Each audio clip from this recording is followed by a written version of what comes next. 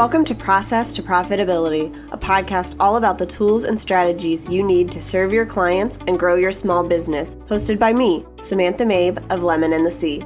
Join me as I chat with creative entrepreneurs and small business owners about how they built and grew their businesses and how you can do the same in a way that fits you. Let's get started. You're listening to episode 88 of Process to Profitability. Today I'm talking about 5 ways to give back in business. The holiday season just wrapped up here in the United States, and for many of us, the start of the new year also means thinking about how we can do more with our businesses moving forward. If you're like me, you want to do more than just serve your clients and market on social media. You want to make a difference year-round in bigger ways. If you aren't sure where to start when it comes to making giving back part of your business model, I have 5 ideas for you today. Some of these ideas are ones that I have incorporated into my business, either some of the time or part-time, and others are ideas that I have seen other business owners doing. It all depends on what your business is really going to want to support. And you can make this so that your clients know about it or not. It's totally up to you. But I love being able to give back as part of my business model. And I do that in a couple of ways, which we'll talk about at the end of the show. The first way you can give back in your business is to donate to a cause. This is a pretty simple thing that most of us know about, so I'm not going to spend a ton of time on it. But really this means that you give to a cause that means something to you. You can do this as a percentage of your income or as a set amount each month. And all you have to do is find an organization that supports the cause you're passionate about and then figure out how you can donate to it.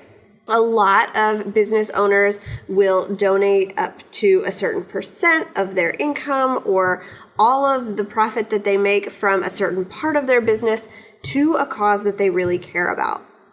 And when you're choosing this cause, you don't want it to be something that you're giving to just because everybody else is or because it sounds good, but do your research and figure out how you want to make an impact in the world and which organizations are really going to use the support that you give in a way that can benefit those that it's aiming to help.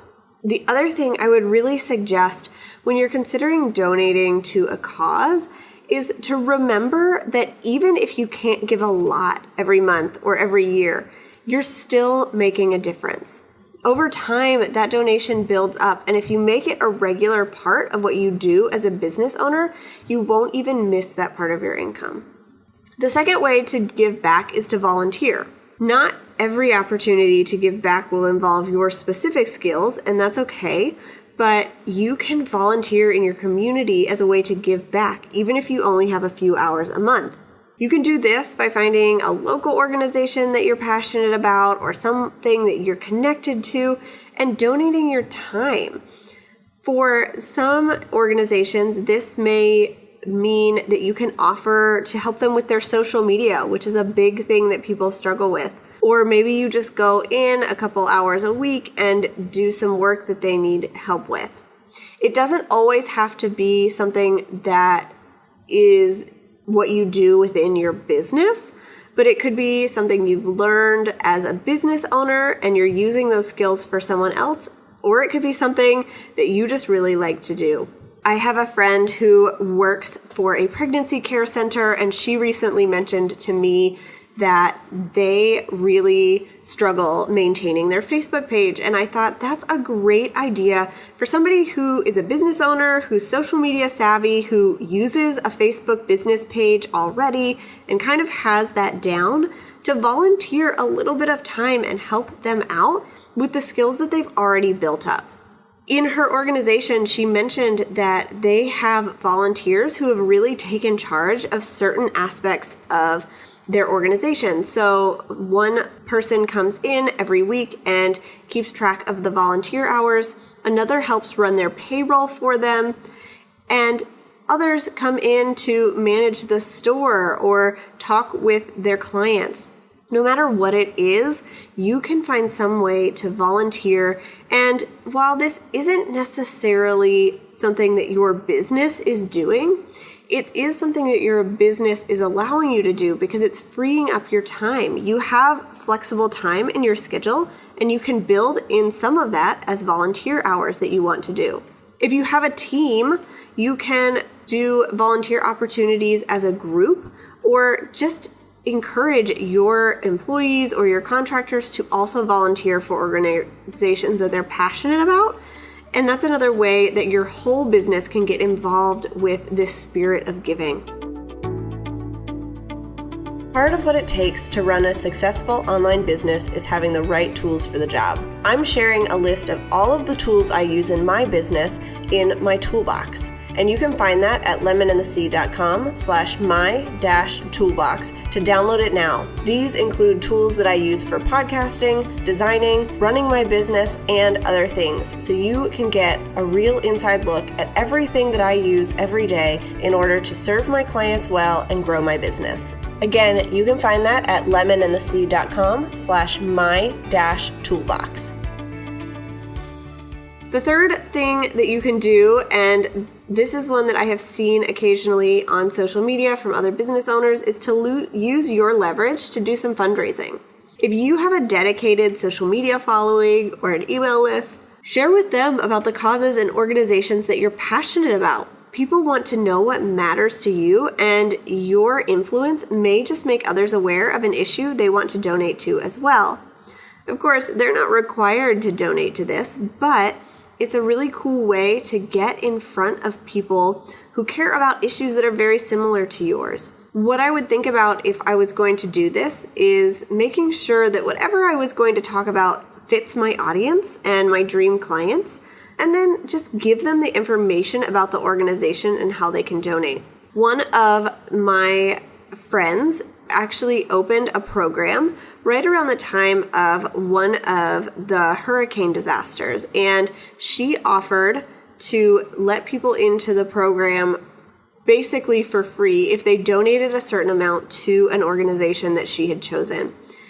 This organization was something she was really passionate about. It was going to help directly with this hurricane that had just struck, and she was willing to give up the income in her own business to support this organization through some fundraising with the people that she would serve.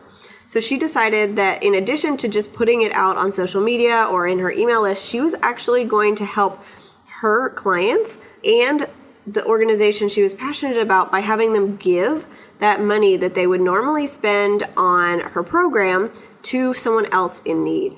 And I thought that was a really great way to think about this. And if your business has the ability to do that, if you're running some kind of a group program or something that you sell in your shop and you want some people to donate to something instead, you can make it really clear in an email how they could go about that, how they would give that money and then prove to you that they did so that they could get whatever it is that you had promised. And that way you can use these people that you have connected with to really make a difference in the world. And it's giving back through your business, because that is what your business has built for you, is this audience and the ability to serve people in a way that makes them care about the causes that you care about. The fourth option is to offer some kind of a scholarship. So if you feel like you can't give money, but you want to help people who would like to hire you, offer a scholarship. This could be a few spots in your course or program, or it could be a service.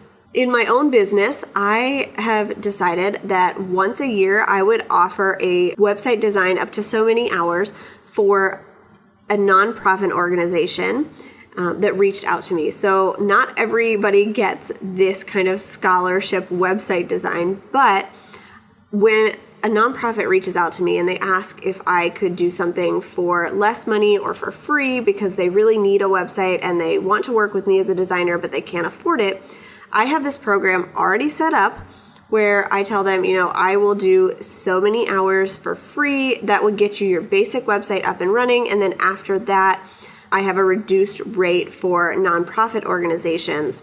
And that way I'm using my skills in my business to build them something that's going to serve them really well. I get to choose who it is that I want to offer this to. So it's not any nonprofit that reaches out to me. It is specific people who have causes that I care about, that I've gotten to know. And I get to make sure that I can set some requirements. So when this happens, I let them know that while I am really excited about their website, they do have to wait for an opening in my calendar. And they do have to make sure that they keep on our schedule to get me content, or their project will be pushed back. That way, I'm not just sitting there waiting for somebody who doesn't value my time or my expertise, but I'm giving back to a cause that I care about in a way that's really necessary. If you have a service that you offer, you can do something very similar. So you could offer to photograph at an event or for a certain fundraiser. If you have some kind of a program or a course or a group coaching something, you could offer a few spots to people who normally couldn't afford that service, but that you want to help. And you can set that up however you like. So you can have them put in an application, you can do it by a random drawing. Whatever you want the guidelines to be, you're in charge, because this is something you're offering through your business. You're giving of your time and your effort to help somebody else. And like I said, this scholarship could be offered to some kind of a nonprofit organization or to some individuals. Either way, you are using your business to give back to people who wouldn't normally be able to work with you in that capacity. And the fifth thing you can do is donate your skills. So this is similar to offering a scholarship, but you have a unique set of skills that a lot of organizations can use. So find out how you can put your knowledge and expertise to work for something that you're passionate about. Some organizations may not need a website design, but if I were to get in touch with them, I could offer to help them with other graphic design needs. I had one business reach out to me to design a set of invitations to their fundraiser, and I was happy to use the graphic design skills that I have and put that together for them. It might not be offering a full service to somebody, but if you are using the skills that you've gathered in your business and through your education and your expertise, you can donate that time and that effort to somebody who can put it to a really good use without having to make an investment in something they might not be able to afford. And that way you are getting to experience giving to those organizations, and they are getting the benefit of having somebody who's actually really skilled at something help them with it. So if you are a bookkeeper and you volunteered for a local organization doing some kind of bookkeeping, just checking in with them every month, that's a great way to volunteer your skills, because it probably won't take you a lot of time, and the organization will know that things are being done the right way because you are an expert at what it is that you do. As we talk about this, before you donate your time or your money to any cause or organization or person, make sure you're doing it the right way. First, know that you have something to give, even if it doesn't seem like much. Whether you can give a little bit of money each month or a certain percentage of your income, or you have a program or a freebie that you could give to somebody, that is going to make a difference for people. Don't feel like because you can't make big donations, it doesn't matter. Number 2, always research the organizations before donating. You want to know that your money will go where they say it does and not into some CEO's pocket. There are some websites that can help you do this research, and just make sure that the place you're donating to is legitimate and will use your money in the way that you want them to. Number 3, do what brings you joy.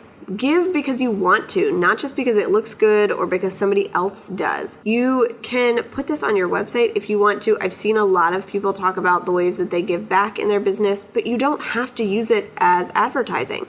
That's totally up to you. It can be something you do behind the scenes, which is how I have done it at my business most of the time, so that I am giving to causes and organizations that I want to, but I'm not making a big deal about it. But if you want to shout it to the rooftops so that other people know about what it is that you're doing and can get involved if they want to, that's awesome too.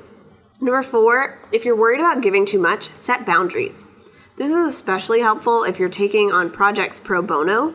You can set a certain number of hours that you donate, or just give a list of detailed services that you can provide so that you're not being taken advantage of accidentally.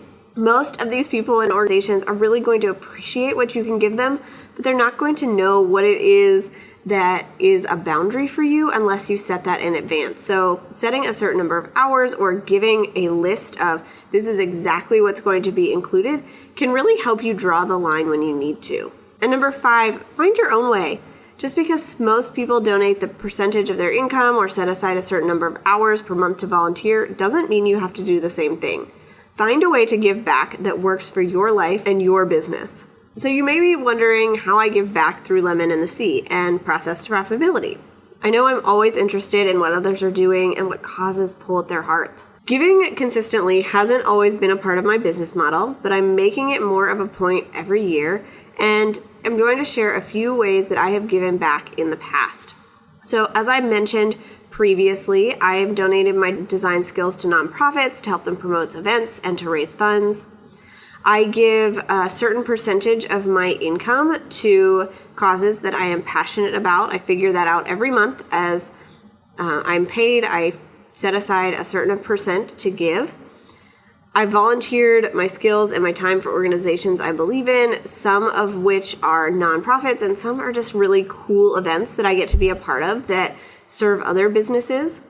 And I help with some websites for nonprofits by allowing them to use my services or designing websites for them for free or for a reduced rate, depending on what it is that they need. And those have been really cool ways to get involved with different organizations and different opportunities. A lot of these are shorter term things, especially the projects that I'm volunteering for. So I get to know a lot of different people and learn about different things. So one of the reasons that I started giving back in my business was because I had a client reach out to me about an organization that she was volunteering for, and she asked if I would be willing to help them design a website. So what I did was set up some boundaries and helped them design a website for this organization that she was volunteering for, that I got to learn a lot about through my time. And it really didn't take me that much time because they